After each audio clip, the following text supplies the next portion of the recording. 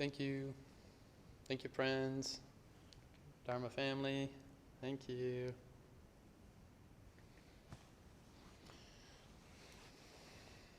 So the topic today is becoming a soft-hearted practitioner. Becoming a soft-hearted practitioner. So we'll just jump right into it and reactivate these three motivations that Venerable Khenpo Rinpoches always encourage us to do whenever we begin studying or practicing the Dharma. And any time we're doing anything, actually, to try to really highlight and make a living kind of presence of joy and appreciation, bodhichitta, and pure perception. So joy and appreciation or gratitude or renunciation mind. We're really highlighting all the amazing qualities. And we're not emphasizing so much all the negative things or the difficult things, but so we're really bringing into the front of our awareness all the special circumstances that we have surrounding.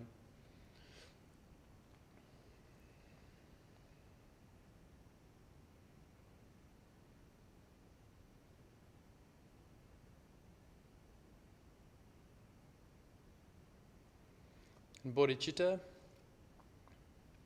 have this deep concern and care, this love and appreciation for all the beings near and far, myself included, but all these wonderful beings. We all have this Buddha nature. And we're also, like, if we're sentient beings, we don't see that so much. So we're constantly getting into trouble that's very preventable. But it's just so tempting. We just keep getting into so much trouble and so much suffering. And it's really sad. So just really with genuine compassion, wow, really, may we be free of all this suffering and these causes of suffering, recognize our goodness, our Buddha nature in each other, and everyone we meet, and all the beings. Really highlight the Buddha nature, and wish every single being be free of suffering and the causes of suffering. And I'll become enlightened, fully awakened, so that I can really care for beings in this way, to bring about the enlightenment of all beings.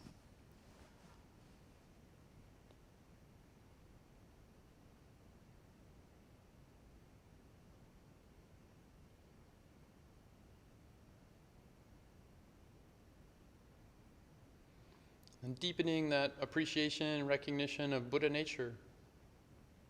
All beings have Buddha nature. The very nature of mind is pure, perfect, complete. It has everything, all the glorious, wonderful qualities. It's naturally stainless and perfect. So we've heard these teachings. So we kind of bravely, also really relaxedly, and this kind of, very kind of joyfully, just try to allow that nature to just shine out and to see that, to really see that in our experience, in our surroundings, and those who are around.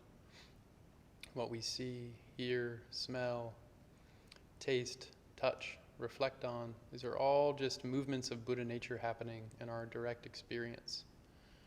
Bring up that as a lived experience.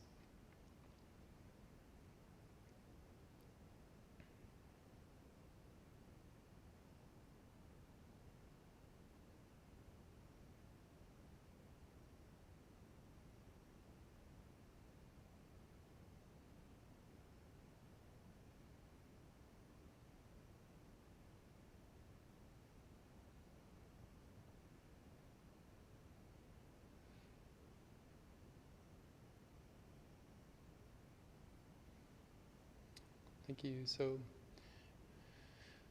becoming a soft-hearted practitioner, many of us have had just the exceptional fortune to be around beings, people, who've really mingled their lives, their hearts, and their minds with Dharma.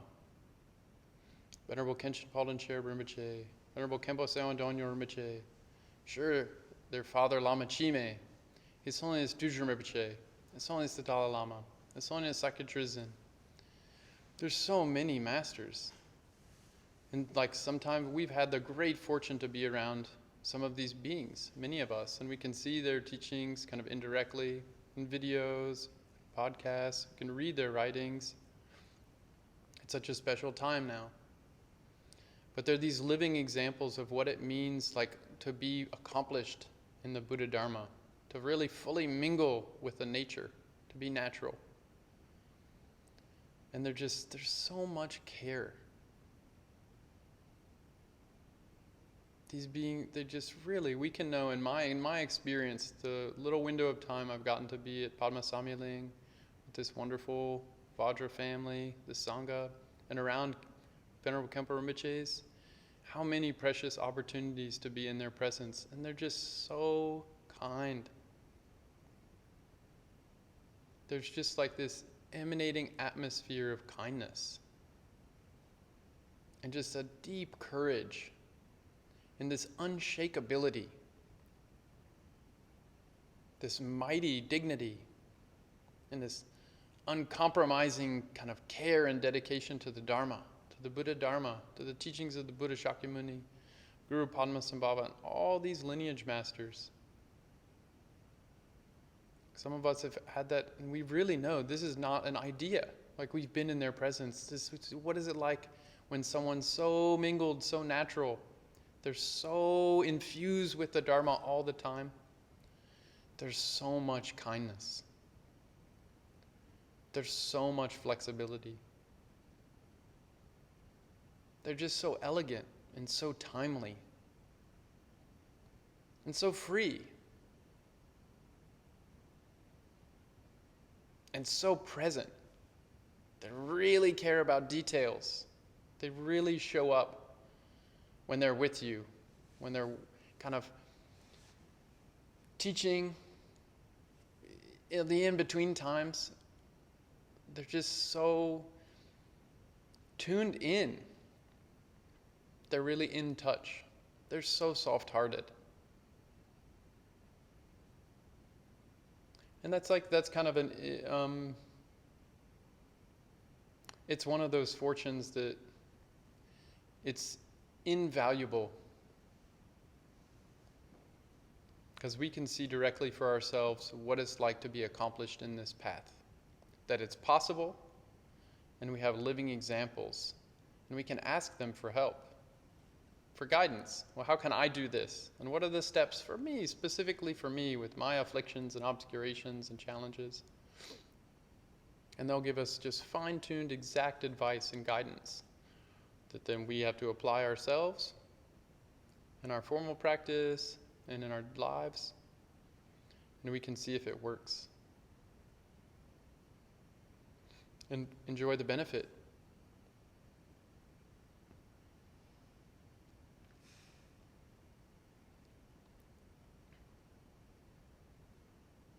All the Dharma's aiming, like so many, it's such a radical teaching. And it's in Sutra Mahayana. And maybe we've heard it some, I'm sure.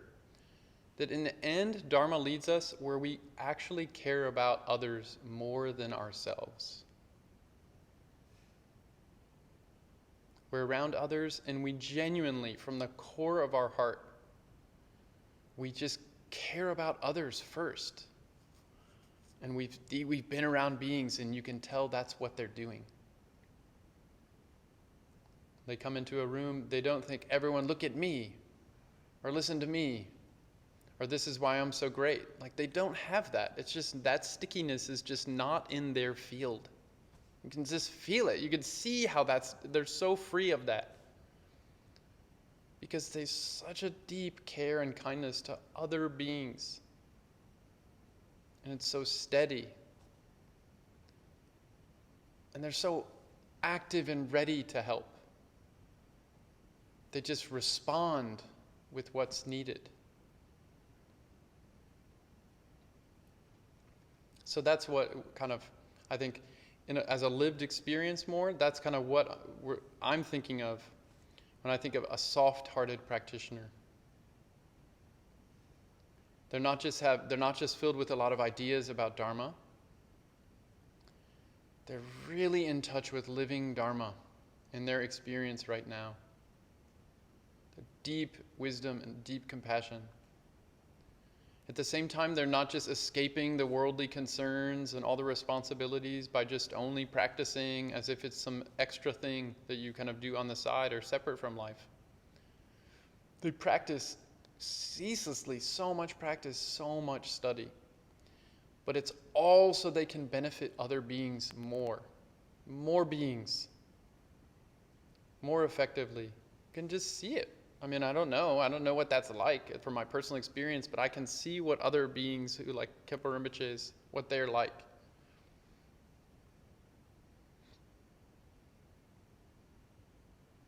To become a really genuinely soft-hearted practitioner. And not just sensitive, where anything happens and we're kind of upset, or anything happens and we get so reactive. Not soft in that way. Soft meaning really genuinely tender with compassion. He said there are these 4 types of compassion. Khenpo Rinpoche's taught on this about Chandrakirti mentioned when he went to paid refuge to compassion. That's actually the source of all these qualities that we're activating, we're expanding, we're revealing in ourselves, our Buddha nature qualities, compassion. We can have compassion first. There's 4 kinds. Compassion for a being who's suffering. You can see there's so much suffering. They're upset. Their body's shaking. They went through some challenge, difficulty. They lost a loved one. They're really upset, and we can have compassion for them. All this, and the emotions. It's really wish you didn't have to go through this. I wish I could take that on for you. You can be free of that suffering. That's the first kind of compassion. The second kind of compassion is we're actually compassionate about the cause of the suffering. I can see in my own mind, these are just disturbed, destructive states of mind, these negative emotions, this endless namtok, conceptualization. Always, what's going on for me? What's this? What's that? And the story just unfolds endlessly. I'm the center character, and basically what's happening to me. So Buddhism defined that in different ways, but always ignorance. We're not seeing clearly. You could say in Mahayana terms, we don't see our Buddha nature. We're seeing the coverings of the Buddha nature, the stains, the afflictive emotions. So we can have compassion for that.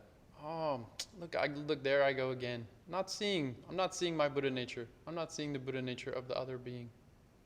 Oh, really? This is so much suffering. This causes so much suffering.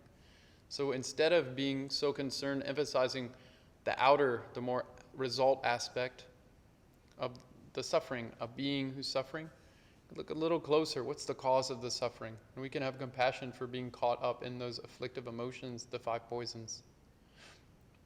That way, if someone's really suffering in a way that's like makes us really scared, very nervous, we can not so much get caught with a person, but more with like what's actually causing the distress.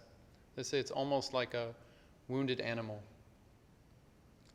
And they can't help if you go to a dog that's really so in so much pain and you go to pet it to calm it down, and it just naturally, it can't stop itself. It just goes to bite you. It can't help it. What's the cause? Not to get angry at the dog, but all the cause, so caught in this suffering, all this ignorance and this kind of all the afflictive emotions, and they can't help it, And we can have compassion for ourselves in that way too. Then they say the third kind of compassion is just kind of more compassion without focus, or it's compassion that doesn't require an object to be there for the compassion to be on. It's just more of like the pervasive nature of one's own awareness is just naturally compassionate. It's naturally caring. It's naturally like responsive and receptive, inclusive and flexible. That when the mind and the heart get open and settled, spacious, free, call it when it kind of recognizes its emptiness, then it starts to like include more cause, condition, and effect. Just naturally.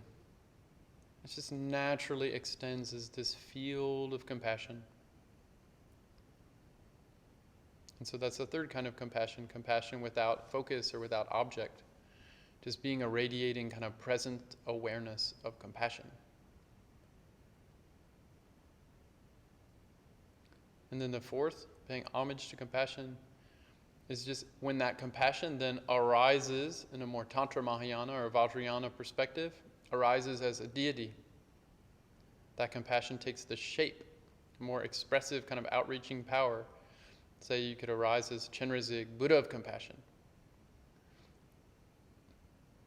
And this is a more kind of outreaching expression of the Buddha nature. So that's compassion arising as a deity. You can, take this not just I'm a deity, but in the mandala of the deity, doing enlightened activities with other beings that are deities too. Those that are around us. This is a fourth kind of compassion.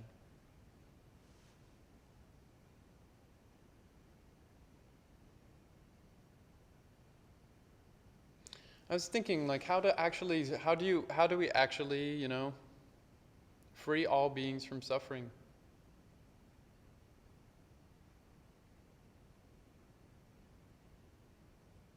It's just like there's endless beings throughout endless space, endless time. And I was thinking for myself, it can't be one by one.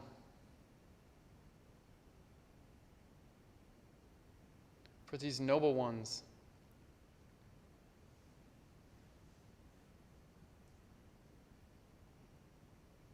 And in my own kind of imaginative way that's more like playful or metaphorical in a way, I kind of see it as these beings really create these atmospheres that are so skillful, like their presence. You see an experience where everyone shows up in a room, say this room, and Khenpo Rinpoche is here teaching, Khenchen Baldwin Chair Rinpoche is here teaching, and there's like a bunch of people in this room, and you can just feel the radiating presence of their bodhicitta. It's just on and just happening, but everyone feels it in a different way. And then the Rinpoches give a teaching. And there's very different things that are highlighted by each student, each person, with what sticks out in their mind and their experience of what the Rinpoche said, how they were in the room. Rinpoches, in this sense, there's this atmosphere of compassion. This bodhicitta is so big. They're not it's not like one by one they're trying to like connect with each being and then translate each thing one at a time, as if it's just a computer kind of computing. They're just this field, like a dharma, like a dhatu, like this spaciousness that's just suffused with compassion. And we get in that, and our own Buddha nature is in that space, in that field, and we relax. In a way, we feel seen. Our Buddha nature is like, I can be comfortable here. I can be like actually challenged or encouraged to like shine more brightly here. This dignity turns on, the kind of courage of the Buddha nature turns on, the clarity of the wisdom, the like suppleness or the kind of sparkling, dazzling kind of outreaching compassion kind of turns on. It's in this field, this atmosphere of being in the presence of these enlightened beings, these noble ones. It's almost like in the field, things just kind of settle, and just more naturally, they just settle into what they are.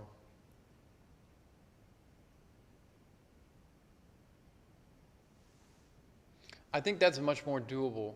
In my mind, that's more helpful.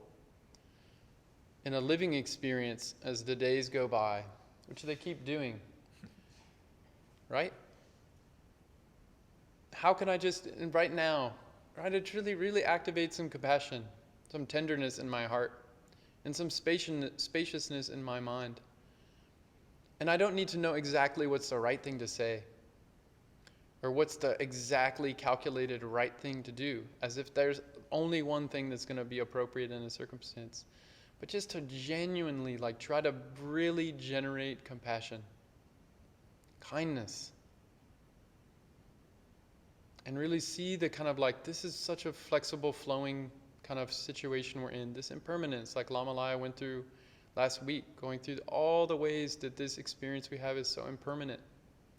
It's so fleeting. It's like everything is instantly becoming a memory all the time.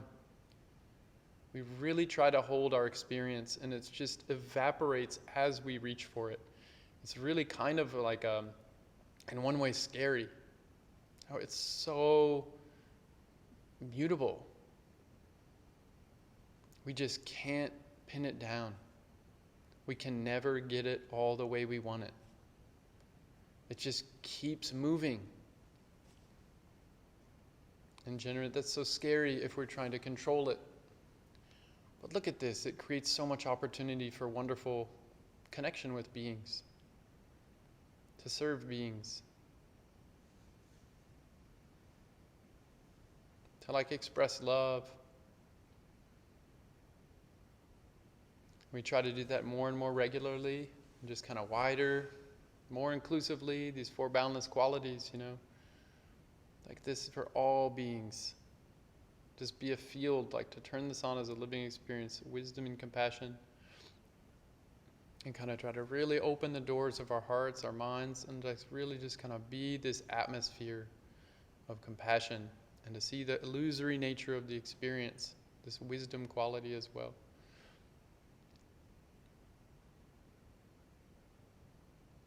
And this can sound very general, all of kind of what I'm saying now, like where are the 5 points, and the 4 is this, and the 3 of that, and the 2 things.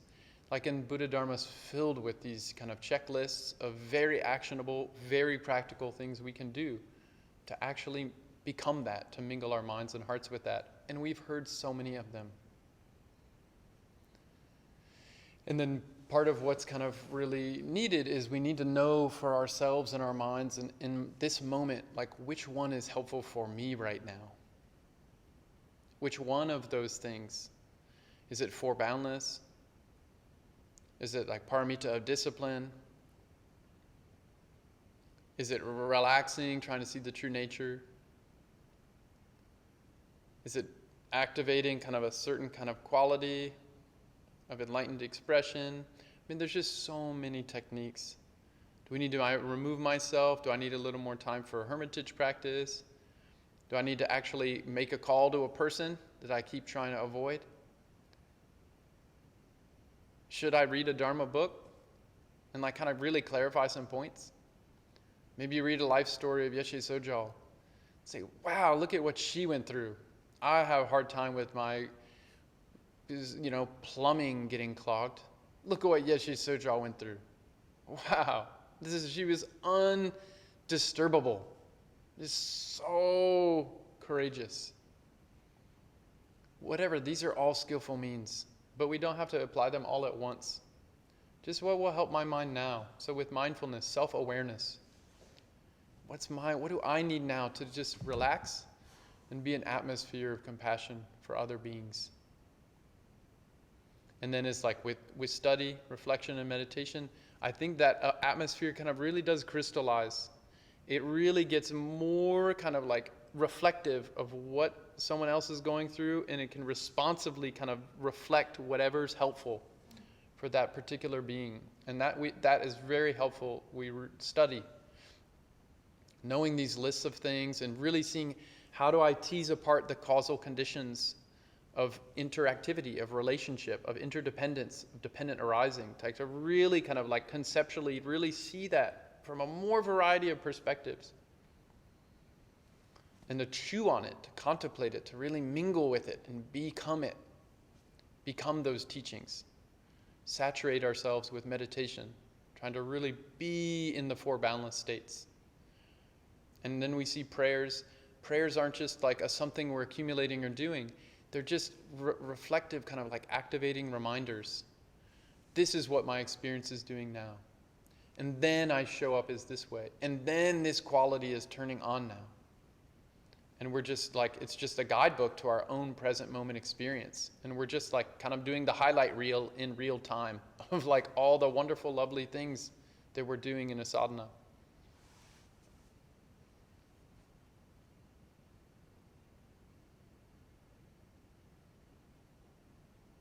How to become a soft-hearted practitioner. I don't know, I'm like obviously, usually there's like a big stack of books here. And I like Dharma, like scriptural Dharma, and Dharma of like realization or really applying it, for sure. But also, the pithy part of just need to really know like what to apply right now. And it needs to be simple, need to be able to do that. The great master Atisha, when he went to Tibet, when Tara encouraged him to go to Tibet, And he got there, and he saw there was a great master. I think it was Rinchen Zampo. I think it was a really great translator, Lotsawa, great translator. And he asked this great translator, like, what do you know about Dharma? And he went on to explain all the scriptural Dharma, and it was so elegant and so extensive and comprehensive. And Atisha was like, oh, I don't really need to be here in Tibet. It's all the Dharma's here. And then Atisha asked this great master, well, like, how do you practice all that? And this great translator went on to say, all these practices you need to do to accomplish each part of it, and it'd take a long time. Very kind of like extensive, gradual approach to practice. And then Atisha thought, oh, this is why I'm here. How do we synthesize all the teachings together in a way that's very practicable and practical, that we can apply in our living experience right now? And so, this is really of benefit. This is an important thing to be able to do. And we can see, like, all these great masters, this one is Dudjom Rinpoche, Mipam Rinpoche, Longchenpa, Great Rangzompa, Raga Ase, Karma Chagme. So many of these masters. Of course, the Khenpo Rinpoches, Venerable Khenpo Rinpoches, they're so good at taking extensive teachings and distilling them into the very condensed, simple points. That all we have to do is just take the point, connect with it with devotion, with kind of the warmth of devotion, and really kind of activate it in our lived experience. And it becomes this very simple, elegant way to bring all the 84,000 teachings into a very simplified form. And that's kind of what the Dudjom Tersar Ngondro does. And it's what pith instruction essentially does.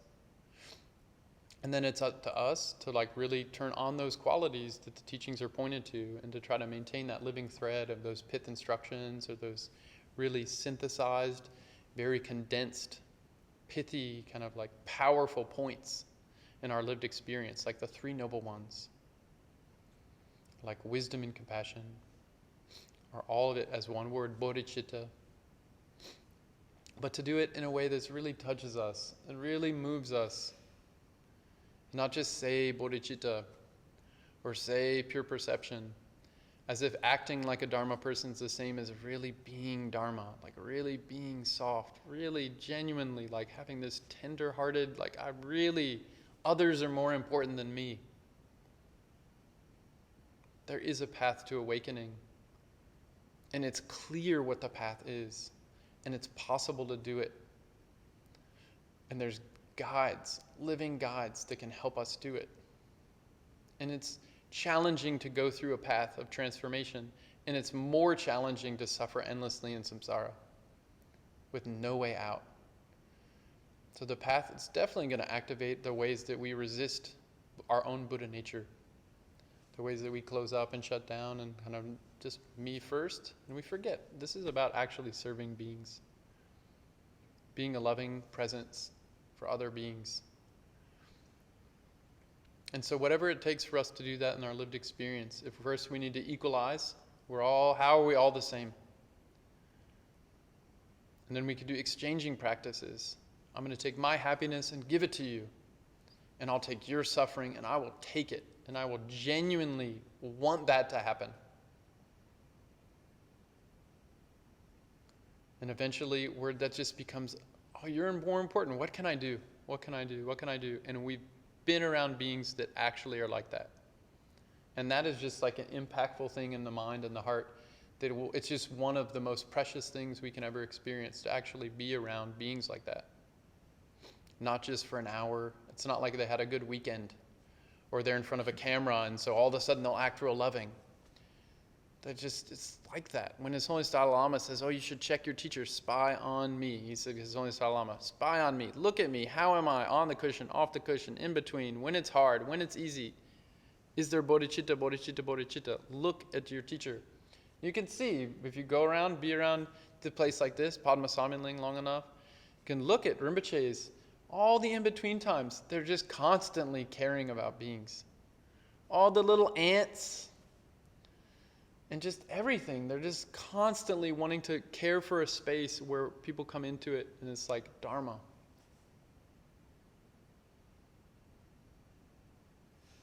And we can become like that. It's so lovely. I love to be a healing balm, I love all the kind of systems of Buddha Dharma. It's just so extraordinary what the Buddha taught and Guru Rinpoche. And then to see beings that have really, they do that and they're so they can change just like this elegant chameleon to fit exactly a situation. It's easiest for bodhicitta to really turn on, for people to really feel seen, for the Buddha nature to really shine on. And it's just so lovely and amazing. And I'll just repeat the words of Rinpoche's, illuminating the path. And just listen. It's just so sweet. Like there's so many books, and it's like really just comes off. This is in their Bodhichitta section, Generation of Bodhichitta and Illuminating the Path. It's almost like you can just pick up these books and like pick a page. Like there's just seething. It's like so much Dharma just coming out. Page 97. To practice the Dharma does not mean running away from samsara. Since we're already engaged in this world, we should observe everything closely. Until we begin to practice, we're always trying to hide and escape from pain. This is futile because we always end up unhappy. But by practicing the Dharma, we can be free within the world and engage it creatively. When we practice looking closely, we discover the inner patterns of life and no longer feel the need to run away and hide. This does not mean that we should settle for simply enduring samsara. The Buddha encouraged us to be brave and committed to our own enlightenment and to the enlightenment of all beings.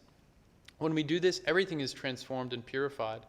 We learn to move with situations full of vision and confidence, whether here or in the bardo.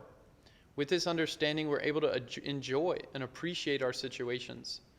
Maitreya, the future Buddha, said that this realization lets us move from life to life, as if we're strolling from one garden to another. This expansion of compassion depends on our attitude. We might think, how can I possibly love so many beings? But we need not be discouraged, since our mental potential is limitless and capable of extending everywhere. To wish and imagine that our love reaches out in all directions to bless all beings is the practice of aspiration bodhicitta. Though we may not see immediate results, through bodhicitta we will eventually fulfill our wishes. We need to open our hearts to all living creatures.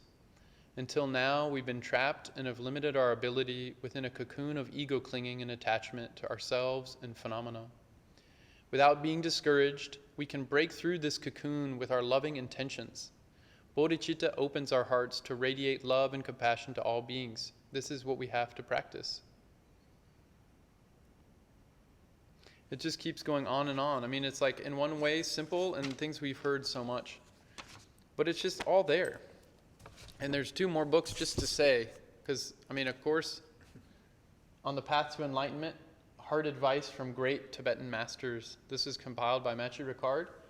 And it goes into all these different 3 yana approaches to Buddhism. And I went to the compassion section here. But there's just all quotes. Noshoken Rinpoche, page 80, Noshoken Rinpoche. It's therefore essential to meditate all the time on love and compassion until we love others more than ourselves. That is the lifeblood of our spiritual practice and must always remain so. To love others more than ourselves. It's so astounding. And there's a passage by His Holiness Doga Khyentse Rinpoche here, page 83.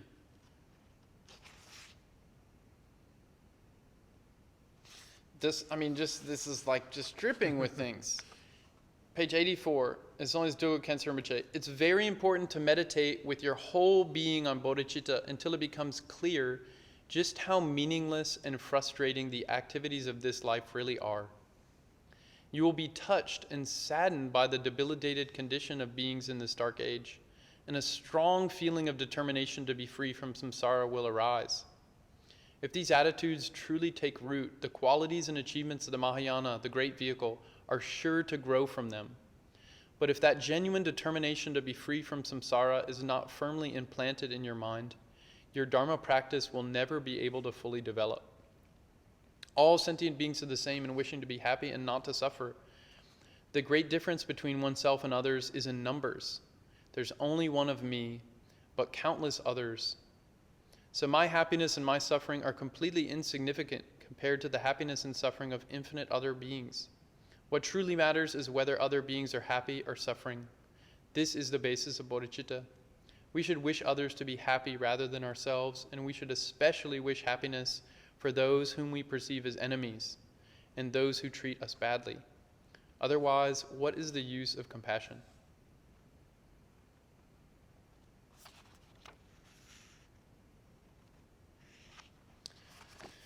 I mean, we're just so privileged. And then just one more from His Holiness Dudjom Rinpoche. A torch lighting the way to freedom, the complete instructions on the preliminary practices, His Holiness Dudjom Rinpoche.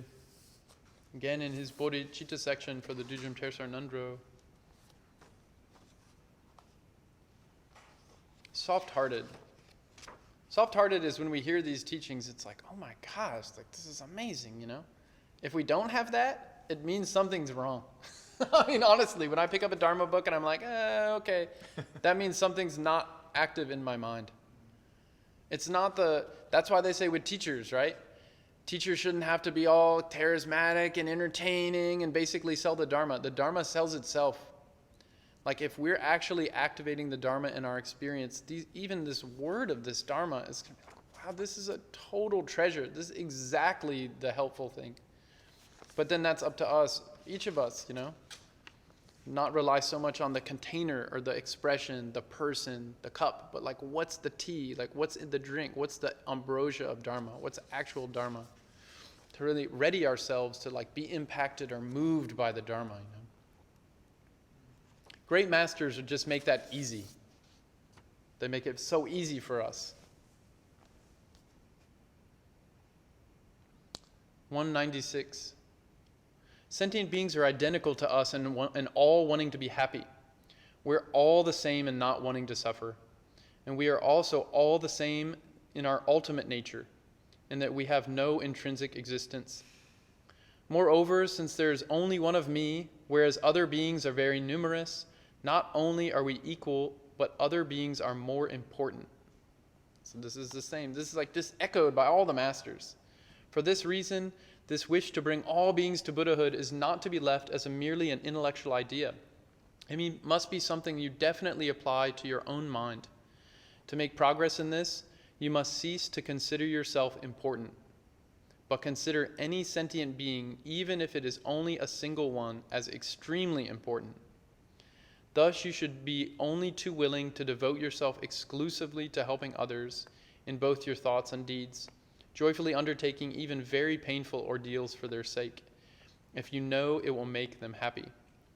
By thinking of others' welfare, even when you're moving about, walking, lying down, or sitting, you will be training and accumulating merit and wisdom on a vast scale, these being the means for making bodhicitta grow. Because we're ordinary beings, faults and downfalls that transgress the bodhisattva vow often occur, and we must be certain to part from them and renew our vow. In the best case, in each of the 6 periods of day and night. In the middling case, at the beginning and end of 4 sessions. At the very least, once a day and once a night. To renew the bodhisattva vow.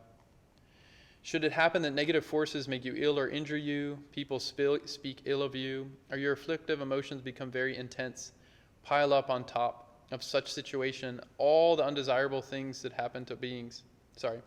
Pile up on top of such situations all the undesirable things that happen to beings. If you find yourself in painful circumstances, recognize that it is because your past deeds, and instead of getting depressed, take on others' suffering.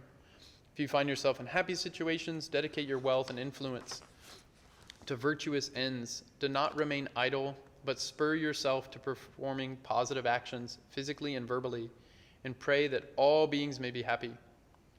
Whatever unpleasant things happen to you, falling ill, getting depressed, getting involved in disputes, suffering loss or defeat, rather than feeling resentful of others, put the blame on yourself, thinking this is simply my reward for considering myself more important. It goes on and on. This is just like the vast few of these really noble ones that we've had the good fortune to be around. This, I think, is just really pointing out to how they are And even if we're not there yet, I'm certainly not there yet at all. I hear that and my ego starts to shake and tremble and fight it, But I'm important too, Like it's just like that's very highlighted in our very hyper-individual culture. But me, what about me? So I have that training and conditioning, but being around these beings, it's really like they just don't have that happening in their minds and their hearts. You can just tell, be in their presence, in their atmosphere of kindness and compassion. So really genuinely following in their footsteps. Really try to really just be an atmosphere of kindness. At the very least, we're trying to not harm beings. Really kind of love them. Just quietly, low-key, quiet, do our practice. Try to really make it genuine. Even just as we do practice, if we can really try to genuinely bring up this heart of compassion. All beings, may this be a cause for every single being to be enlightened very soon. And just really pray and ask the Buddhas to make this wish true. Ask the Buddhas, look at me.